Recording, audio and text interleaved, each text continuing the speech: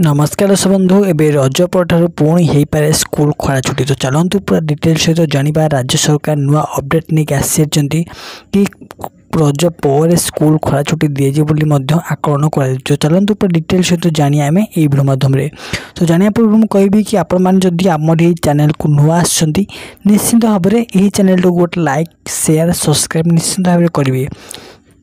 तो आपण मैंने तो निश्चिंत भाव जानते कि राज्य सरकार द्वारा स्कूल एवं खरा छुट्टी अलरेडी दिया सरले। तो यह आखि आगे रखी राज्य सरकार आउ एक पदक्षेप आनुंट ना कौन ना यही ग्रीष्म प्रभाव को आखि आगे रखी जदि तापमात्रा रज पर ठारू अधिक हुए कि बढ़े तो यह आखि रखी राज्य सरकार स्कूल पुणी आउ थे छुट्टी दे बोली घोषणा करछंती।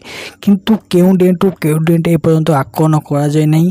रज पर देखा जदि उत्तप्त सहर रुहे तापमात्रा जदि बढ़े ताहले स्कूल खरा छुट्टी दिया आ जदि कमे ताहले स्कूल खोली आपण मानक पई। तो चलतु आज ये वीडियो आपण मानक किपरि लागला कमेंट सेक्शन माध्यम निश्चिंत भाव जनइबे। जदि वीडियो गोटे भल लागला निश्चिंत भाव गोटे लाइक शेयर सब्सक्राइब निश्चिंत करेंगे। तो आज वीडियो मुझे देखा अन्य वीडियो रहू सांग।